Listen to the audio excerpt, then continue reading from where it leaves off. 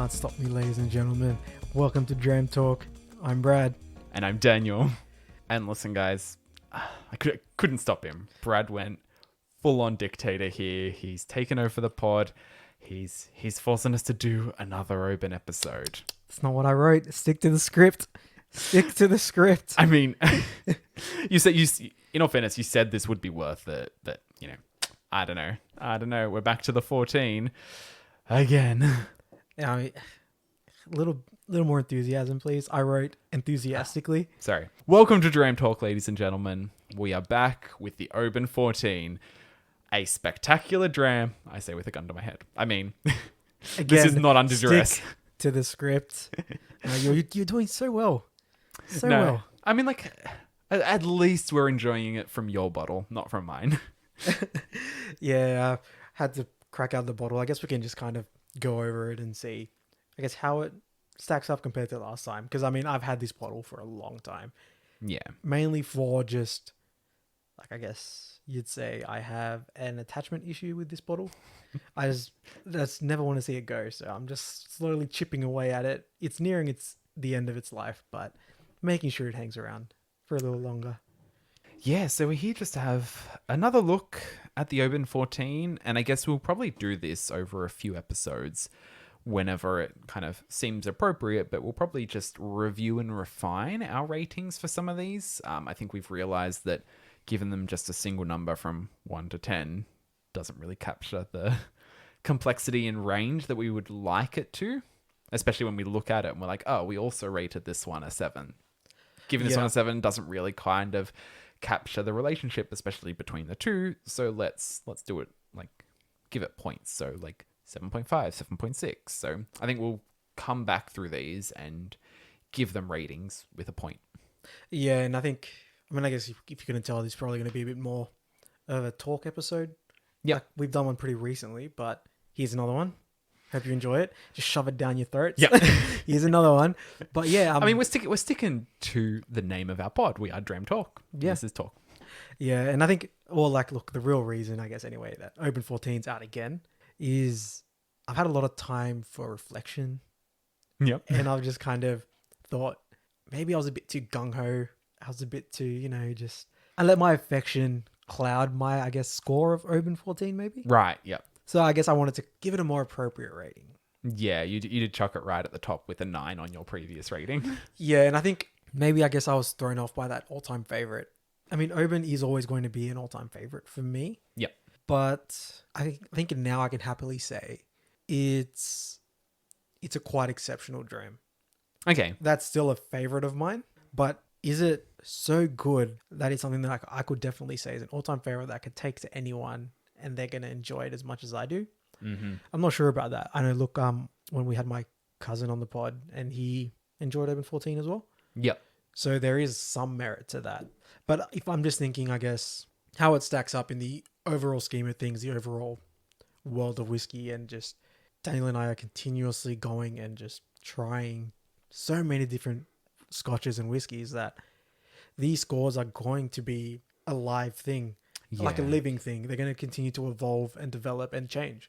I think that's fair. I think I've noticed it a few times, especially throughout our development of our palates when it comes to these, but one that we absolutely loved and would have rated at the top has kind of fallen to the good or quite exceptional as we've really seen what else is actually on offer out there, as well as being able to pick out the complexity of flavors that are present throughout them. So I think, like, even if we do lower the ratings for some of them, don't take it as a criticism or a slight against the particular drams. It's just us putting it into a better context as we expand our experiences.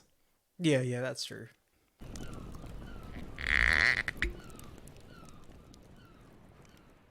Just getting a nose of that Oban 14. Oh, it's so good. I can see why I gave it a 9.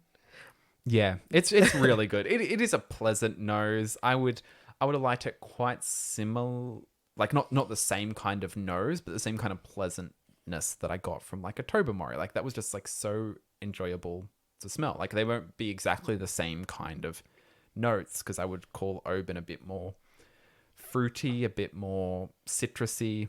Yeah, than definitely. Tobermory, which was a lot sweeter, but I don't. It's still kind of that nice coastally scent to it. I mean, I don't know what it is about Oban. Like, it has my heart. And I think it always will. Just like, I guess, how Lagavulin 16 has yours. Yeah, similar situation there. I gave Lagavulin 16 a 9. Would I revisit that? I don't have to make that point, make that decision now because you're under the thumb here. It's your turn to revisit one of your favorites. So yeah, the spotlight's on me for the moment. It is. So don't worry, it's coming for you. Don't worry, don't you worry. But yeah, like, man, first sip, it's just, like every nose, every sip. I just, it's one of those drams that I'm just so content with. Yeah. That I think I mentioned this in the Oban review. I don't know, it was so long ago now. Which, I mean, what, 2-3 months? Like I'm saying as if that's so long ago, but I can't remember. But like I mentioned before, just one I'm content with, one I could just come back to every day, and one that I guess I can't imagine myself ever being disappointed with. Okay, yeah.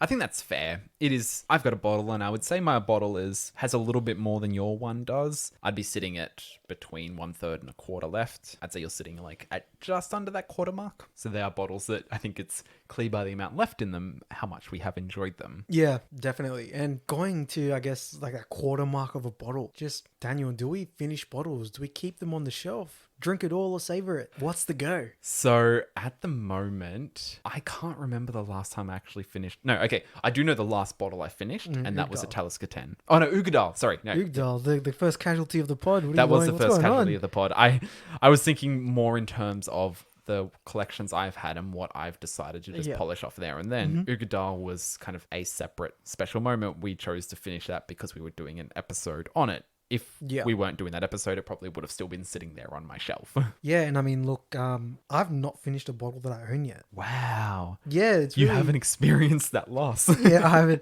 haven't felt the loss yet. I'm dreading the day because I know that the Oban 14 is probably going to be the first one to go. But I think like my issue has been that, I mean, I did, I guess, mooch off your collection for a while. Yep. So in a sense, I hadn't dived fully into that yet at that point. And I had a lot of those cheaper bottles. Okay, yeah. But then as I started to purchase bottles, what I was purchasing was such better quality than those that it was kind of, and as our palates developed and we continued to explore and go down this path of experiencing whiskey and scotch, it's just, do I really want to go back and drink that? Yeah, that's a fair point. The other times I've finished bottles have been before I really started. I'd call it a collection. It is a collection, but it's not like a collection we're not opening. It's it's a collection that we've got there to try and pull from the shelf and in different tastings, in different podcasting episodes. But before we kind of reached that point when I was just buying a bottle because I wanted to have a scotch, that was before we kind of really started to explore it. So my usual go-to bottles were either a Talisker 10, a Lagavulin 16, or I would say Glendronic 10 was the other one, but I can't remember the last time I bought that. It's been quite a few years since I've a bottle of Glenmorangie, but that was usually I feel like there's a special occasion coming up, my 21st, I'm going to go and buy a bottle of scotch to have that night, and then end up finishing it because I enjoy scotch and I keep drinking it. And then, so I have finished bottles previously, but as of last year, 2019, when I joined the Whiskey Club and started to build up a collection, the 2 bottles that I have opened and finished have been the Ugadal and a Talisker 10. And I finished the Talisker 10 with the full intention of replacing that quite soon the next time it went on sale. It's come on sale and gone numerous times. Yeah, numerous times now. But there's always been another bottle that has caught my eye, and it's not saying that I favor that over the Talisker 10. It's just this is a new experience that I can get where I've already experienced a Talisker 10. Yeah, I mean, I feel like, I think we mentioned this in another episode, or it's just... Do we buy a bottle again? Or or it's just like a treat. It would probably be a treat for you, like you listeners, to tag along with us to the whiskey store, because it's horrible. Like, it really is. Like, Daniel and I are literally the living embodiment of that meme where the guy's with his girlfriend and they're walking. Yep. And he's turning back and looking at the girl passing by. Mm-hmm. So, like, we're literally that, because we've gone into the shop with the full intention of purchasing a certain bottle, and then we walk out with something else. Yeah. It happens consistently, like to the point now where it's a bit ridiculous. Yeah. And I guess like it reaches its peak when we're kind of sitting there with 4 bottles in our arms, and it's just like complete mental breakdown because you cannot make a decision and just end up like collapsing on the floor at Dan Murphy's and have to be asked to leave. Yeah, no, it's It's a bit much, honestly, because yeah, like we mentioned it in another episode, in a pretty recent episode. I'm pretty sure. Just we are 100% impulse buyers. Yeah. The most recent one that happened to me. Walked in. I was like, all right, full intention. I'm going to buy a bottle of Lafroig 10. Yep. To replace my bottle that's about to finish. Actually, that's one that's really close to finishing as well. Might be the Oban 14. So I'm like, I'm just going to buy one so I have one ready to go to refill the shelf. Left with a bottle of Malt Lac 16. Oh, okay, yep. So it's like not even close at all. Like To it's not what you Isla, went in, right? yeah. It's just, yeah, it's just like, oh, I was like, all right, cool for a 10. And then it's just like, hey, this looks pretty cool. And then just, okay, well, guess we're doing that then. The time that happened to me was quite recently. It was actually before we did the episode with Aiden where we got him to try some of the whiskeys.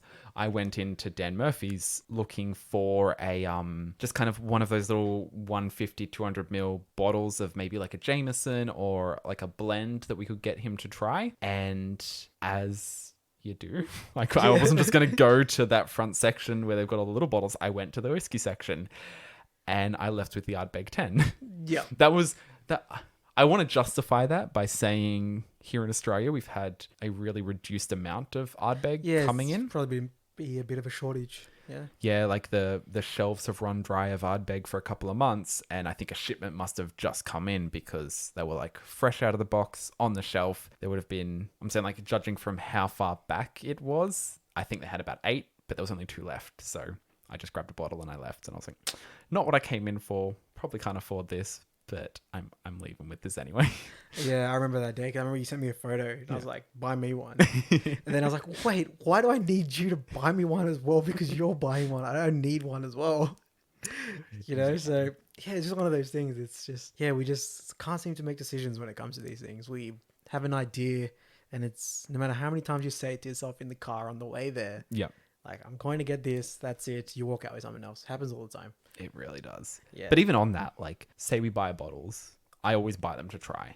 Yeah. Like, yeah. we're not building up a collection to save and make a profit off. I think that mainly comes down to the fact that because a lot of the bottles that we are looking at buying being like, we can't drop a couple of $100 on the kind of really expensive limited releases quite often. So we're just buying the kind of standard core range. They're not like, there's no point saving them up because they're just going to be always available. Yeah. So we just buy them to open them. Yeah, and I think like even for us, like I guess our perception of Scotch and whiskey is it's made to be enjoyed. And we've mentioned it, I guess, countless times before. Maybe not countless, but I'm sure we've mentioned it before that Scotch and whiskey is one of those things that it's significantly more enjoyable when you're sharing it with someone. Yeah, absolutely. I can say like I look forward to the nights that we sit down and have a dram. Yeah. Because it's just good conversation and then you're just both experiencing the same thing and you're bouncing ideas off each other, what's going on, what's happening in the glass, and it's just a good experience. Like there's nothing else I can say about it. Yeah, no, I think that's entirely why we have built up such a collection. Like if I didn't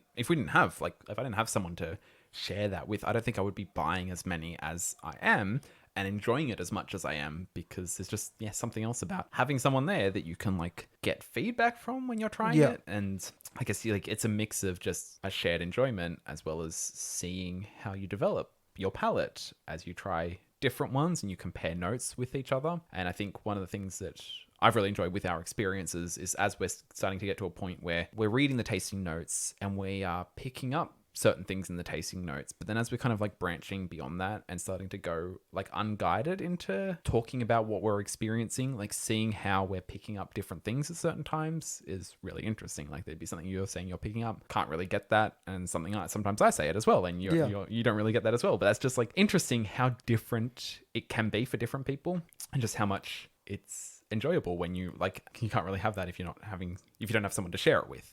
Yeah, exactly. And I mean, hope you guys are just pouring a dram as well, sharing it with us. That's what you're doing, right? You're listening to the pod and you always best enjoyed with a dram in hand. Yeah, and you're just joining the chat. I mean, I'd say we don't purchase whiskey to make a profit or go to auction or anything like that and wait for bottles to appreciate. So I'm sure there's enjoyment in that if you're that type of collector. But for us, the experience, the enjoyment all comes from drinking it, sharing it with each other. Yeah, like if you're the kind of person who does like to buy and build a collection, good for you. If you have that, if you have the resources to be able to do that, like knock yourself out. We can't tell you what to do with your money and your whiskey, but we just do enjoy drinking it together. I do have a couple of bottles at home that are unopened, and they're not because I'm going to keep them unopened. They're just because either we haven't got around to opening them yet, or we're waiting for a particular moment to open them.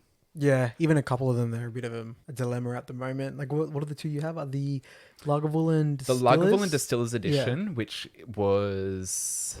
I think it was Yours was the 2017, wasn't it? 2017, yeah. So it was one that was released. Sorry, yeah, 2017. So I got that last year, and it was one of those things where when I bought it, I was like, I'll open this on a special occasion. And I was like, just finishing uni. I'm like, okay, I'll open this when I get a job in my field. And I'm still kind of in that part-time job. Haven't got that job in my field yet, but I'm like, no, I told myself that's when I'd open it, so that's when I'm opening it. Yeah. Or, guys, just get us to 2,000 listens, and that bottle might open.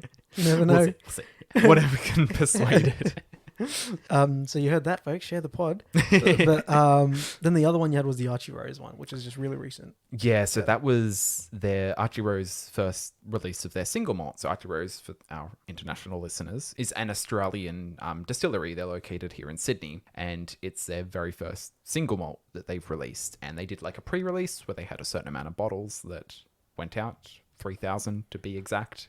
And so the bottle that I got was bottle like 2,000 and something out of 3,000. So I was like, I want to open this because I want to try it, but it's part of their first batch and it's bottled and numbered. And I'm like, should I save this? I don't know what for, but part of me wants to save it. That part is also reinforced by the fact that apparently it's now available in the bottle shop. So I can just go down and buy an unnumbered bottle, like a standard range. So I'm like, I don't know what to do. Yeah, I think we'll have to see. Maybe that'll be the one when we hit like 1,000 or 2,000 listens. We'll celebrate a listen with it. Because I'm like, I don't have an interest in making a profit out of that. I don't think it's going to be... It's nothing that's going to be worth enough to sell it and not try it. Yeah. So that's the thing. Like, you don't want to miss out on the experience of trying it. Yeah, exactly. But I mean, Archie Rose, if their gin's anything to go by, it's going to be bloody good. Heard good things about it. So it just makes me, every time I see a post, every time I hear a review, I'm like, I've got that at home. I've got to get into that. Yeah, their gin is bloody good. Man, this 14's kind of sweet now. I don't know. It's a bit sweet for me. Yeah. But there's still a bit of tang to it. So that's maybe that orange zest. Starting off, it was a bit more spiced, I would say. The spice is pretty much gone now. We haven't added any water. We've just kind of been sitting with it, letting it just do its thing in the glass while we're talking. So. Yeah, we've done a review of this before. We've kind of gone through our tasting notes, our nose, and our experience with adding the water. Don't think that's necessary now. We're just here to enjoy it. Yeah. Before we go into the news, I guess I mentioned before that I was going to change my ratings, right? Ah, yes. And I actually haven't even said that. Well, look, Oban 14, all right? So you were a 9. I'll always love you. But the new updated rating for the Oban 14 is an 8.4. Oh, interesting. Yeah. So it's just a tad under Lagavulin 16. Okay. Lagavulin 16 is 8.5. I'm giving it that 0.1 under just because I'm just going back to initial experiences with Lagavulin 16. And I guess that initial experience was a bit more impactful. Yeah. A lot more memorable. But doesn't change the fact that I still prefer Oban 14 to Lagavulin 16. Okay. I think that's fair. Even though I'm rating Lagavulin 16 just that 0.1 higher, I still prefer Oban 14 because it's just, I just love Oban. Yeah, I think my reviewed rating for that would go from an 8 down to a 7.7. Wow, for Oban. Wow, okay, all right. Well, I thought we were just doing mine, but why are you going to do me like that? All right. Only because one of our recent episodes, we did a Talisker. I rated the Talisker Storm a 7.8. I think... You're not going to say Talisker Storm is better than this. You're joking. I'm going to say I enjoy Talisker Storm more than Oban 14. Okay, all right, get out. No, oh man, that's contentious. That is contentious. Jesus Christ. All right, let's move on. Keep it moving. All right. Okay, back to the whiskey news, ladies and gentlemen. Yes. Daniel, what do we have for the news today? So, I guess kicking it off would be one of the most recent things at the time of recording. 7.7. Get the all right, just whiskey news. Sorry. I only dropped it down by 0.3 of a percent. It's all right. It's all right. Just whiskey news.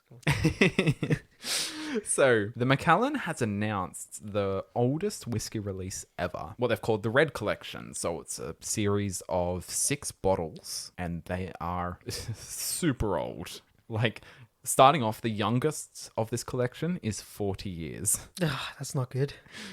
The youngest is 40. Well, where are we going? The youngest is 40. Then it goes to 50. Oh, Just straight 10-year jump. Then another 10-year jump up to 60. And then they go an 11-year jump. They go to 71. Jesus. And then followed by 74. Oh, it keeps going. 78. Oh, God, it keeps going even higher than that. Oh, man. So 78, that is, as far as I've been able to find out, the oldest whiskey that has ever been released to the market. Jesus. I'm just... They don't have any price guides for that, do they? No. So what I've been able to tell is there's only going to be a select amount of the collection going out. Oh, for sure. I mean... Oh, yeah. It's not like they've got like hundreds of those bottles lying around. Oh, man. So one of those collections is actually going to be... So they're going to be auctioned off at Sotheby's in London. And it's estimated to fetch between 200 to 800,000 pounds. Oh, man. Just out of my budget. This close to being able to get it. That close. That close. So we're looking at anywhere for an Australian, that's going to be between 400,000 to 1.6 million. Okay, now that's out of my budget. Yeah. It was in my When you budget. put it like that, when you put it like that, it's out of our budget.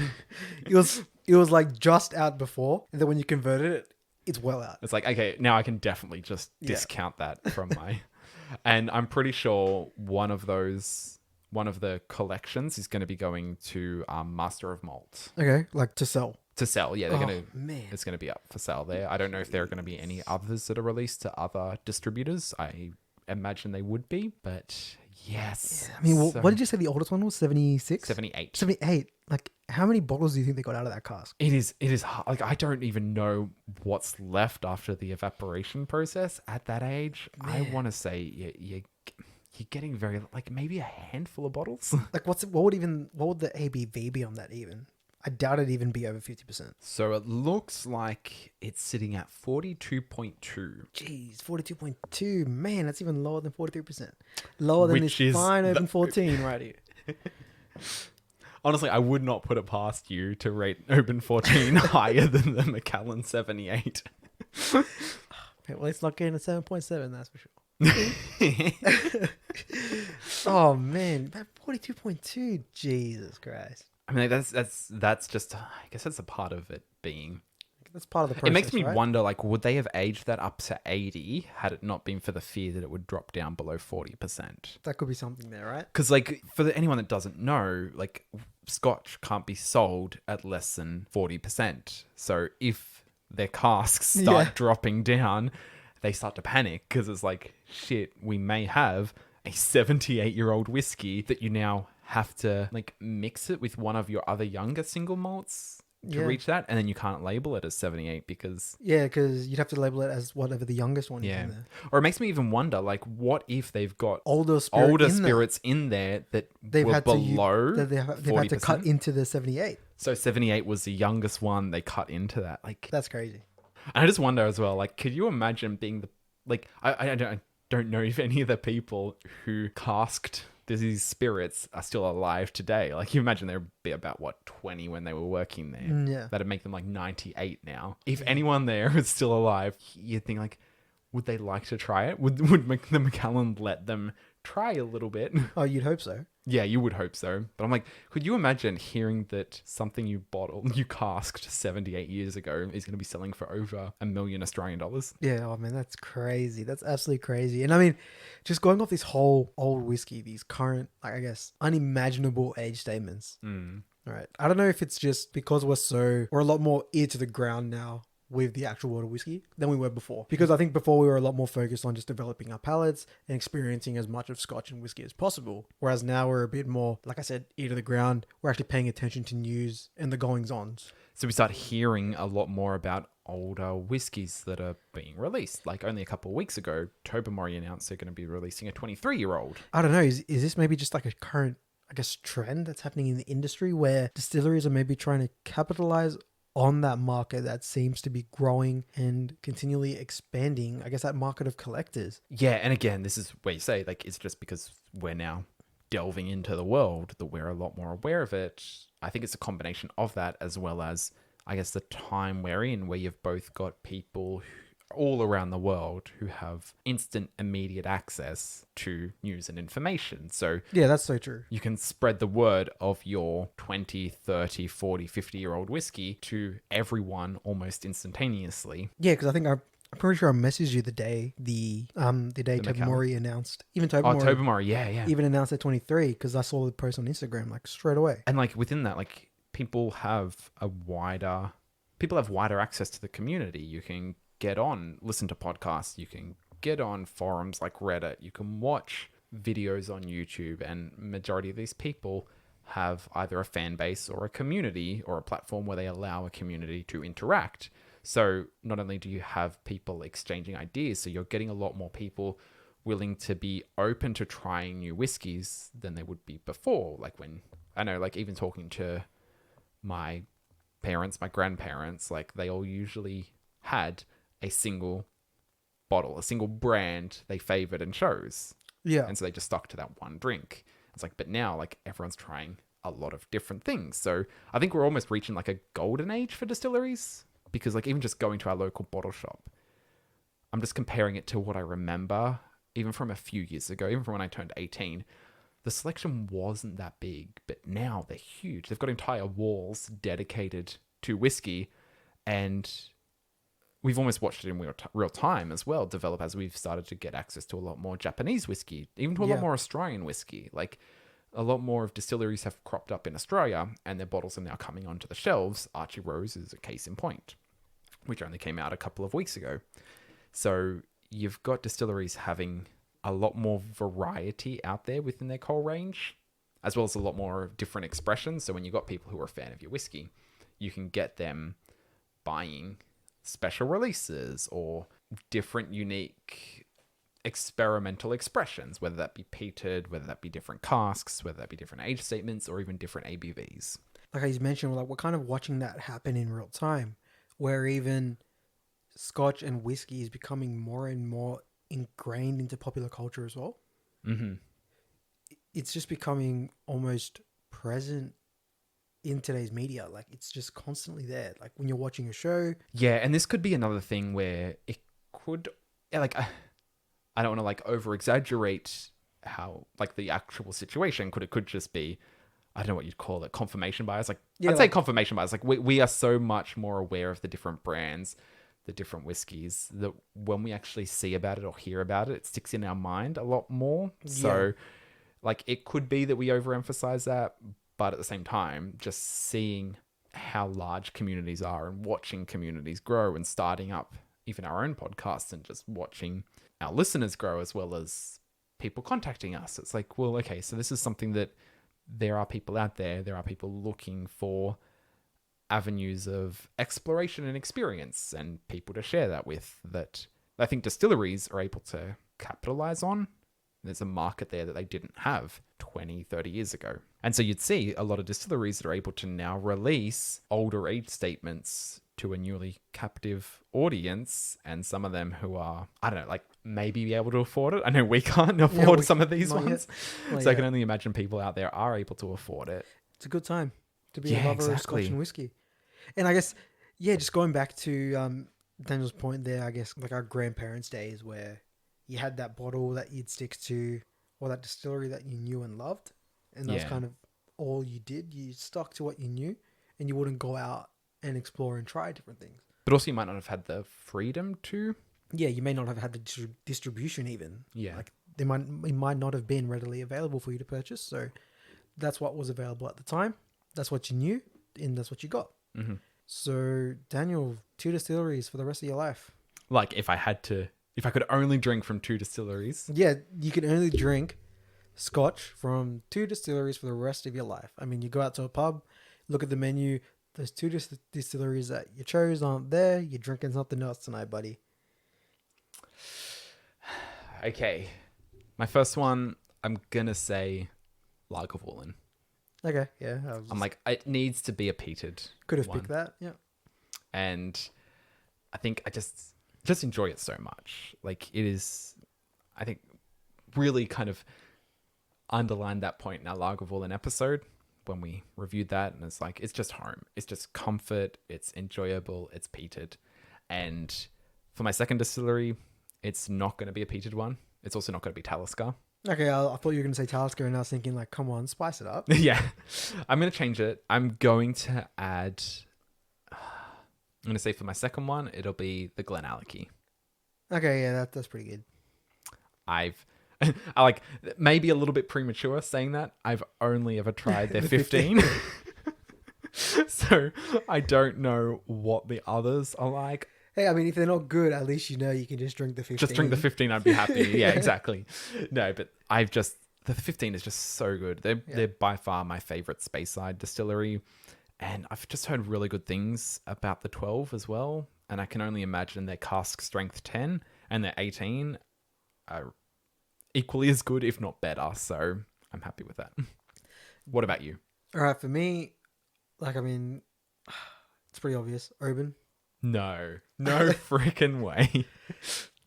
You're pulling my leg, aren't you? It isn't really Oban. No, yeah. I could drink Oban 14 for the rest of my life and I'd be happy. Mm-hmm. Right. Then my second one is actually just going to be Lagavulin. Okay. Because out of all the whiskeys from Isla that I've tried, there's just something about Lagavulin 16. There is, yeah. Because even when I was thinking about it, I was like, I contemplated Ardbeg just for the variety of expressions they had. But I was like, but still, it just cannot beat. I'd say it can't beat. It's just like, it can't compete with the same kind of experience that Lagavulin 16 gives. Yeah, I don't know. Lagavulin 16 kind of just like warms my heart. Mm-hmm. Yeah. So it's like, if I want to drink something for the rest of my life, that's what I'm going to drink, right? Yeah. I want to drink two things that make me happy every time I drink them, right? Oban 14, Lagavulin 16. That's fair. They make me happy every time I drink them. And even if I go into the other bottles of Lagavulin's range, Lagavulin 8, I enjoyed that as well. Yeah. We didn't give it such a high rating, but it was still great. I still enjoy that. Mm-hmm. Lagavulin 12, the special 2019 edition, right? I really enjoy that. That's incredible. So it's just something I know, like Lagavulin isn't going to disappoint me. And then like for Oban, Oban 14, I love it to death. Mm-hmm. I still haven't got my hands on a Little Bay. Yeah.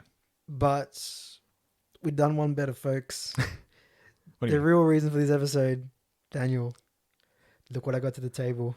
Oban 21. Oh my God. That's an empty box, isn't it? It's not really there. You did not. It's really there. Oban 21. For me? I'm just going to pack this in my bag. So, I mean, I guess just peeling the curtain back again, like as we so often do on the pod, we try to give you guys a bit of our lives and whatnot, what's going on for us. Just a week passed by. It was the week I was supposed to get married. Yep. So unfortunately, COVID and all that happened. We've postponed to next year.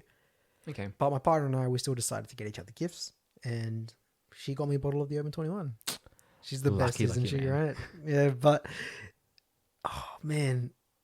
And look, I know what you guys are thinking. Like, did you guys seriously just start a podcast just so you could tell your significant others what you want? I mean, it kind of looks like it, but I promise you that's not the reason we started the podcast. But it's an added benefit, just not the reason. But oh man, I had a dream of this in the hotel room on the day she gave me the bottle. I can tell you, I've been looking forward to the moment I get to pour another dram of it. Like, I've almost been counting down the seconds till I get to open this again and have another dram of it. Let's get into it. Yeah, and I mean, like, just before we get into it, I'm just gonna leave Daniel just hanging keep him hanging there for a little bit. So, Oban 21, I had always kind of thought that Oban 21 was part of the core range. Okay. But I just got confused with the 18 and the 21. I thought it was kind of interchangeable. I don't know. I don't know what was going on with me, but just going back to one of our earlier episodes where I mentioned this was on my wish list for a special occasion. Yeah. So special occasion came. You got it. Yeah. So it's like, oh man, it's just got me so excited that I actually have this bottle. But yeah, it was part of Diageo's special releases for 2018. Yeah. So. Oh, okay, cool. Yeah, I mean, other bottles from there: Castbridge 48-year-old, Pity Vake 28-year-old, which does feature in the 2019 special release as well. So yeah, they've got their 29-year-old. Yeah, 29. Then they had the Singleton Glenord 14-year-old, the Inchgoer 27-year-old, the Kalila 15-year-old, unpeated, should I mention? Ah, interesting. I'd be really keen to find out what an unpeated Kalila tastes like. Yeah, then, of course, the Oban 21. Then the Talisker 8-year-old, which is coming out in the 2020 release, but that's in a rum cask. So keen for that one. I am so keen for that. But the Talisker 8, which funnily enough, is what Talisker was originally aged at. Oh, okay. So Right, their so this is kind standard release was an 8-year-old. Yes, it's kind of just paying homage to that. In a way, then they got the Lagavulin 12, as always. Kalila 35-year-olds. Goddamn. This Kalila 35-year-old, I saw that recently at the shops at Old Whisky. Yep. And I mean, I can tell you guys, it's as beautiful in person as it is on screen. Then there was one more bottle. Can't remember what it was. I guess even going back to this, looking back at this Oban 21 here, as you'd expect at this price point, packaging a whole other level compared to the 14. You got... It's a nice box instead of the cylinder. You no longer have a seagull. You have a bloody eagle on the box. And they've actually been able to, for you, instead of having the seagulls just sitting around, they've actually paid the eagles to fly. Yeah. They got them doing something on the box. Yeah. So you're getting your money's worth. Yeah. They didn't just tell him, stand there. Yeah. They said, strike a pose. Get up in the air. Yeah, strike a pose for us. You got wings, use them. And what makes this even more special, even more enjoyable for us here on the pod, natural cask strength, unchill filtered, What's the ABV? natural coloured. Integrity bottling. Yeah, integrity there. bottling. And the ABV, ladies and gentlemen, 57.9%. Goddamn. Yeah. In for a treat tonight. Yeah, a far cry from the Oban 14 at 43%. Chill filtered, not natural coloured. So, And we saw how much Brad loves the 14. yeah, I Can mean... only imagine how he's going to take to this one. All right, folks. It's like the Ark of the Covenant. I don't want to look directly at it. Immediately on the nose, it's what you'd want Oban 14 to be. Yeah. It smells like Oban. It's got like Oban essence to it. And the thing is, it's even sweeter, even zestier, a lot more coastal. It's a like lot more fresh. Every note you'd pick up in the 14 is just amplified and refined. It just smells like it's quality.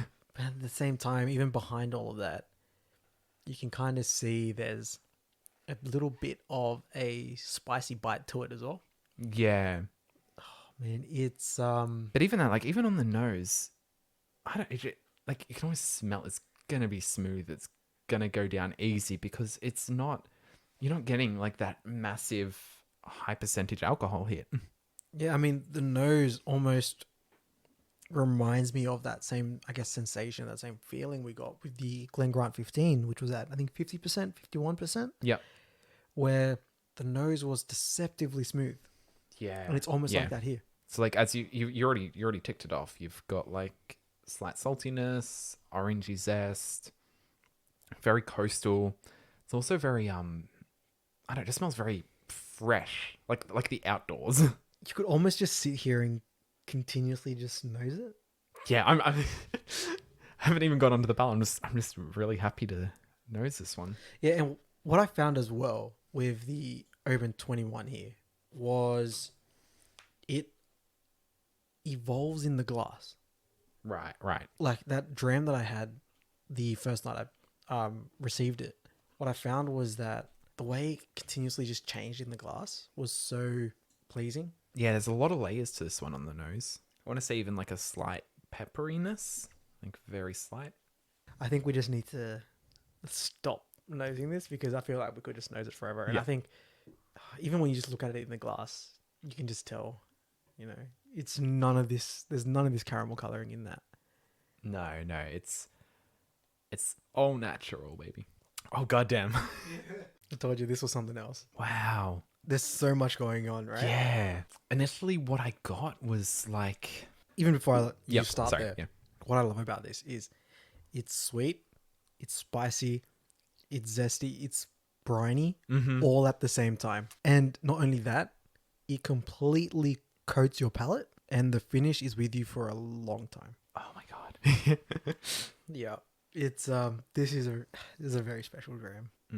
Okay, so first thing I got was like a guava or a blood orange or Yep. like one of those kind of Yeah, I can see that. Yep. super citrusy fruits. And like, yeah, undoubtedly sea salt, brininess to it, the sweetness I'm trying to place. And then I think, yeah, it's still got those spices like that pepper and Even probably more of a baking cinnamon. spice, right? Yeah, cinnamon, baking spice. And I think what I enjoyed so much about that first dram is how I mentioned it completely coats the palate, but it doesn't do so in an oily fashion. Yeah, no. It's a dry coat, Mm-hmm. so then you can really experience that spice a lot more. It spreads out and seeps in. It doesn't like sit on top. There's like I don't know how to define it in a flavor, but there's like a nice little crackle, tingle, spark that kind of like floats over the tongue that I don't know what I'd attribute to that. Is it citrus? Is it pepper? Is it salt? Like maybe all of the above? It's delightfully complex because you could just sit here and continually unpack it, right? Yeah. Like there's so much to this that I don't think we're going to be able to do it in one episode. We might need to do multiple. We might need to do multiple. It's that good. It's very good. God, I love the finish on this. Yeah, right? I told you, like, get ready. This is something else. Like, oh, man. And just what I loved as well, like, I just keep saying what I love, right? But the palette it's big. It's huge. Yeah. There's a lot to it, a lot to unpack. It's just, I feel like I'm saying the same things, but No, but like it is, yeah, right? it is undoubtedly big, but it's not overwhelming. You're not like smacked around by it. You're just No, like, not at all. there's a lot to this. I don't know. It's just nice and intricately layered. It's not layered in the sense that like I get this, then I get this, then I get this. They're kind of like interwoven throughout each other. So you kind of hitting one, hitting the other. You come back to this one, then you're getting that blood orange guavariness to it. But then the saltiness comes in. But then you've got like the spice. But then you come back to the saltiness. Oh, but then that blood orange and the orange zest and that citrusy note is just like still there. The sweetness that's playing out here on the palette, it's so reminiscent of a Space Side. Yeah. Even that like small sip I just took, there was another flavor there. I don't know what it is, but there was another flavor there. The reaction that my mouth is doing kind of at the finish afterwards, it's kind of both like a mouth-watering one where it's like, get more, like, Yeah. give me more. But then it's Yeah. also like a very, I don't know, you said it's like, it's not oily, but it's also like, it's weird to say it because coming off when you said it was a very dry finish, like I agree with that. Also very juicy though. And that's strange, but simultaneously very juicy too. But like in that sense of still that citrus fruit juicy. Yeah, that's probably say where that, I guess that kind of juicy characteristic's probably coming from, where you're picking up a very citrusy fruit there in that blood orange. I told you, right? It's good. I'm picking up that nuttiness now, that the more of the space sidey, almost the Highlandy as well, characteristics that are coming through kind of underneath now that kind of gone through all of the really overpowering notes. You're now picking up a lot of the underlying ones. Like that's crazy. Yeah, and even just like I said before, how it just changes in the glass. Like every sip you take, you're finding something else. Yeah, and still on the nose, still that really fresh, open green note. It's almost like a green salad. Okay, yeah, and if like, hang on, combine that with pepper, Yeah, and you're almost looking at like rocket. Yep. And then you've got like a sweetness that I'm trying to think how to equate that. Like it's not the vinegariness of like a balsamic vinegar, but if you have pour like balsamic vinegar over a rocket salad where you've kind of got like that really sweet, glazy syrupiness to it, but it's a bit more floral than it is vinegar. So I don't know if balsamic vinegar is the right word to use. Maybe you just cut up orange or guava and you've put it in the salad. I mean, just thinking of the ABV as well. Deceptively smooth, right? It is. It's just, oh man, it gets you because when you have a sip of this, you probably would have think this was 57.9. I was going to say, if you didn't tell me it was 57.9, I wouldn't have placed it that high. At the age it is, you'd expect it to be, at the age and price point, you'd expect it to be a reasonably high ABV. Although we know, like, even just looking at the 78, as they get older, the ABV does tend to drop.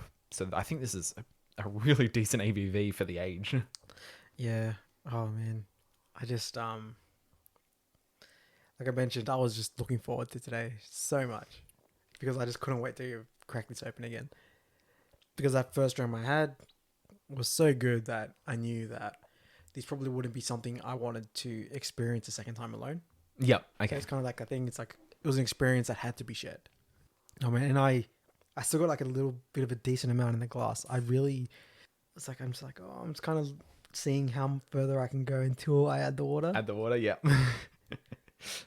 I think the benefit about having cask strength bottles is adding the water. You're still looking at a stronger whiskey than most. Yeah, and I find even as well, like in cask strength, adding that water opens up a lot more as well. Yeah. I'm finding as well that this warms you almost in the way an Isla warms you, right? Yeah. As you said that, I felt it spreading through my chest, and I was like, It warms you in that same way without that underlying smoky note that you kind of find in Oban 14. yeah. That's like, it's way off in the background, but it's still present in Oban 14. But it's not really present in this one. And yet, it warms you in that same way. Yeah, and one of the things, sorry, just separate to that, but I've got a beard, and I just licked like the little bit that was sitting on my moustache, and it wasn't so much the taste, but more of the physical sensation that you get when like a bit of salt touches the end of your tongue. Like it's not necessarily the salty taste that I got, but kind of that tingle that you get.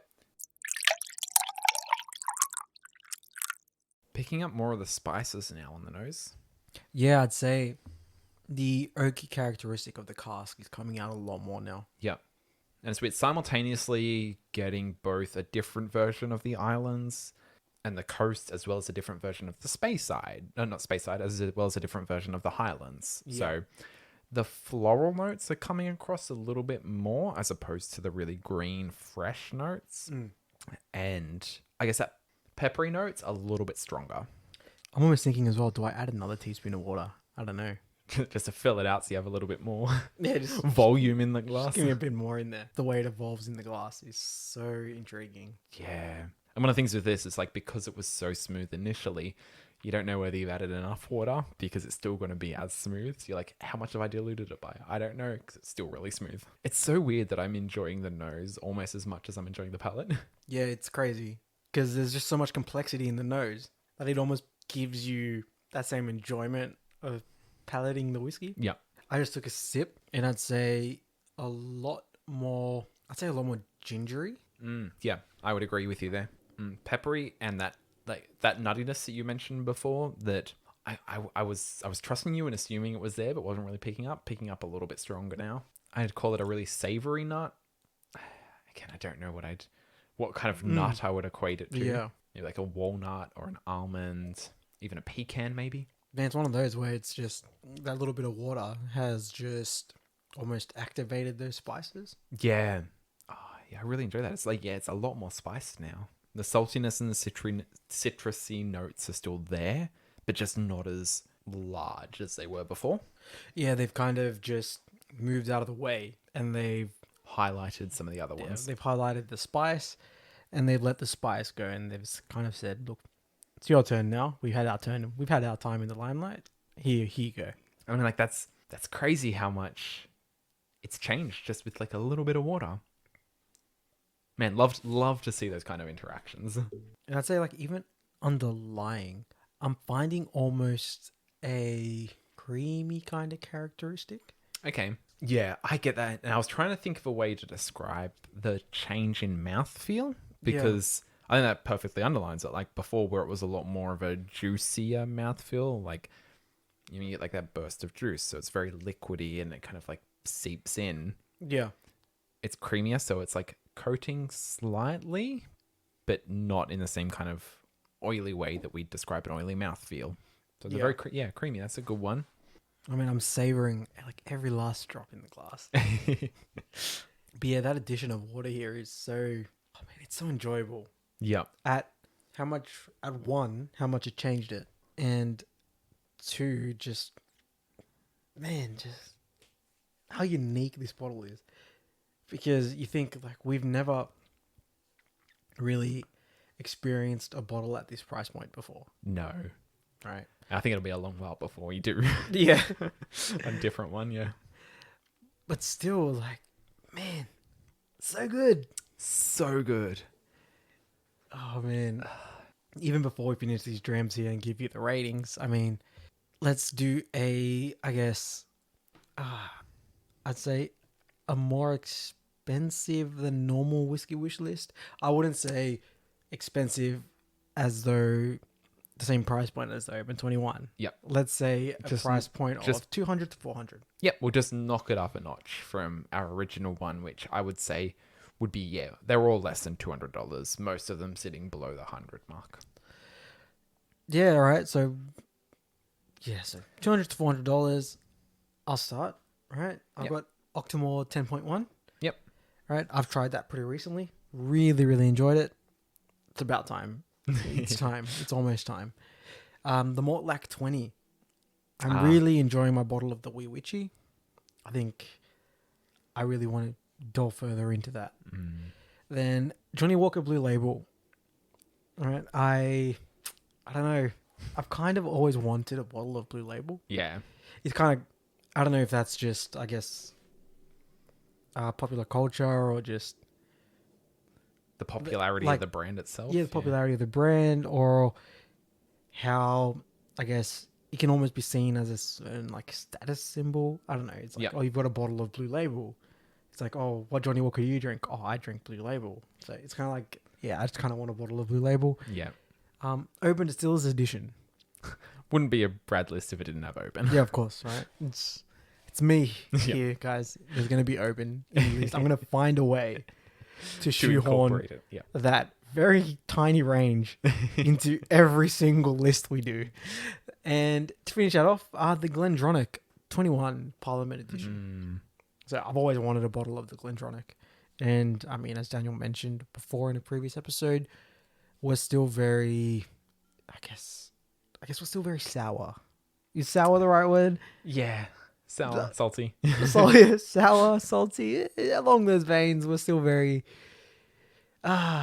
still reminiscing on that bottle of the Glendronic peated.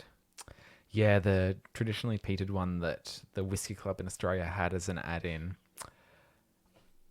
I missed getting that. I was added to the wait list and I didn't get it. And it's haunted me ever since. Yeah, don't worry, it's haunting me too. All right, Daniel, what about you? What's your wish list? So, start off, same one, Octomore 10.1. Like, Okay. we're peat heads. It's got to make an appearance on one of our lists, on both of our lists at some point. Yeah. And I think it's just like for one of the most peated whiskies out there, I gotta have my own bottle. Even if you have one, I'm like, I'm gonna go out and get my one too. Then I've got the Highland Park Mjolnir. So yeah. that's an addition that Highland Park created in conjunction with the restaurant that's located here in Sydney as well as in Melbourne called Mjolnir, named after Thor's hammer. So they kind of they did a special release of that bottle for them. Keen to get that because Yeah, that bottle pretty much would have been on my list as well, but I kind of figured, I mean, we brought the list together today, and then it's like, all right, we're starting our list, and we are 2 for 2. So Yeah. I was like, I just got to find something else. you And get that one, I'll just mooch off you. Yeah, like I'll just scrap that from my list. Yeah. Because I mean, at the end of the day, we're gonna share these bottles anyway, so it doesn't really matter. Yeah, exactly. Then I've got the Ardbeg Treve. Yep. Or Trey Barn, as we called it in one of our first episodes. Yeah, or as it's affectionately known, Trey Barn. So that one is 19-year-old Ardbeg, one of the oldest Ardbeg age statements they've put out, aside from I think they did a 20 or 21-year-old release, but that was a committee release and no longer available. Ardbeg 20-something. Yeah. That was its name, I think. But yeah, so for an old Ardbeg, I just heard really good things about this. Super keen to get into it. Yeah, and I think they're on batch 2 now. So Yeah. Yep. Then the Glen Alecky 18. Oh, Glen Alecky. Made no surprise this episode that Glen Alecky is a preferred Speyside distillery for me. And I think just loving their 15. Would really like to see what the 18 has to offer. And then I've got the Talisker Nace Point. So kind of one of the more expensive Taliskers before you jump up to their extremely high age statements of the 30 and 40, which are like way out of my price range. But this one's sitting in, I think, just around that 200 mark. So I'd love to see what Talisker has to offer in all its shapes and sizes. I kind of get that. I've walked past Nace Point one too many times, and I've kind of just looked at it and it's like, one day we are going to find out what secrets you hold. Yes. Oh man, it's almost sad that these drams are about to finish, right? I've held off sipping it because I'm like, I don't want to finish it, but I know I need to. Yeah, I was like, that's why I kind of just shoehorned like a mini segment into there, just to prolong this dram. Oh wow! Like even just in that brief moment of us going through that, it's changed a lot. It's a lot more salty, a lot more peppery. Yep, definitely. Yes. There's another flavor there I can't quite pin, but I'd say it's a spice. Yeah, I've just finished my dram, as Daniel mentioned, a lot more salty, but I'd say a lot more coastal. Yep. Yeah. The spices, again, they've kicked up another notch. And it's just sat there in that glass for that extra, 3-4 minutes we went through that segment. And the spices now, they're almost hitting you, like in your sinus almost. Yeah. And I would say like that spice, I'd probably attribute it closer to a fennel. Okay. Like the one that kind of like hits sharp and hard, but not in an unpleasant way. Yeah. So it's like it almost just hits and then it dissipates almost as quickly as it came. All right. All right. Daniel's finished his dram. I finished wine. So you know what that means. Ladies and gentlemen, it's time for a dram in words. How are you going to encapsulate the Oban 21 in words, Brad? It's probably a bit hard, but like I want to say something to do it justice, right? Yep. Okay. I'd say I'm sitting on a Highland cliffside overlooking the water. I can see 2 eagles flying overhead. And as I'm sitting there with dram in hand, I realize this is where I'm meant to be. Goddamn.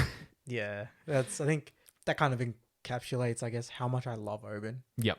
As a whiskey and as a scotch. I just can't get enough of it. I'm tearing up here. What about you? What do you got? So for me, what came to my mind is, have you seen The Count of Monte Cristo? No, I have not. Okay, that's like my all-time favorite movie and Okay, book. yep. But in my drinking this dram, it was just such like a next level experience that I think I understood how he felt. Like after he secured his like next level knowledge, next level wealth, he's sitting in his mansion, he's got it made, and like the windows open, you're on like the French coast, and you're just loving life. I mean, like you've pulled off your revenge plot. You're just satisfied and content. Yeah, I think that's really what this dram was. Yep. For us. So I think that what are we going into now? Rating time. Rating time. All right. So should I start? Yes, you should. Don't make me go first. Okay. You can kind of tell Daniel and I were gushing over this one. I guess, we couldn't have, and we didn't have any bad things to say. I guess we lauded. Yeah. We lauded the complexity present in the dram, the ever-changing nature of it in the glass. It's a very special dram. And I think that's attributed to its limited nature. Mm-hmm. Man, I could talk all day about this one, honestly. I am going to give this my highest ever rating. Yep. It's going to be a 9.7. Oh, nice. I almost gave it a 9.8, but I don't know. I feel like there's something else out there that could be even better than this. But I'm gonna say this is the best dram I've ever had in my whiskey journey thus far. Yep. And yeah, no further ado. I will agree with you there. It's the best one I've had. Like, as much as I love Talisker, as much as that Talisker 15 hits so well, I don't know, this is just another level. Like, I think that comes with the price point. Yeah. Just it hits different, and I'm gonna give it a. I had in my mind a 9.6. I'm gonna stick with that and give it a 9.6. Okay, so that's very close this time, as opposed to the 9 and the 8 Yeah, for the Oban, right? For the 14. 14 that we originally rated Yeah. it. Yeah. So I'd say this was probably a more true to life rating for the Oban 21. Yeah, man. I don't know. This is very good. I'm looking forward to the day that we sit down and drink this again. Yes. I'm already counting down the seconds for that. It's all of 14 minus the smoke. Yeah. Dialed to 11. And if you There we told me 21-year-old Oban at a high price point, I'm like, go in expecting, like, just build up what you have experienced Oban at before. And it's like, okay, this is what I'd imagine next level Oban to be. And it is that, but then it's more. And it's like, and that comes with just like how it changes both in the glass on its own, as well as once you've added the water to it. Yeah. Oh, man. It's such a special dram. It really is. Yeah, it really, really is. Right down from the packaging to the beautiful, beautiful liquid there itself. Goddamn. Like, Dram Talk's finest dram so far. Yeah, it definitely is. I think it's truly deserving of that as well. Yeah, it really is. It's Yeah, just- I don't know. I'm eagerly waiting for the day that we find a dram better than this. Will we have deep enough pockets? That's. I think that's the question now. Oh man, I don't know. Maybe we come back to this one. Maybe it drops. I don't know. Yeah. But from what I've experienced 2 times now, Yeah. I don't know. I don't know if I can see this dropping. It is a very special one, and I think it's deserving of its position. I don't know if it's because we both enjoyed the 14 that when we've come to the 21, which, as I mentioned, is the 14 dialed to 11, Yeah. it has maybe skewed our opinions to really, really, really enjoy this one. Mm. So, I don't know if you've been fortunate enough to try the Oban 21. Are you on the same wavelength as we are? Like, is it this good? We think it is. We just like Yeah. verification from other parties. One who isn't a massive Oban lover, and one who isn't partial to those kind of citrusy coastal drams. Yeah, I mean, reach out on Instagram at Dram Talk Podcast. Or you can email us at dramtalk.au@gmail.com. We'd love to hear what you guys have to say, both about Oban and these bottles, as well as any other notes on our previous episodes too. Yeah, we'd love to bounce some ideas, go back and forth. It's all welcome. And with that, ladies and gentlemen, Thank you for listening. This has been Dram Talk. pour another dram!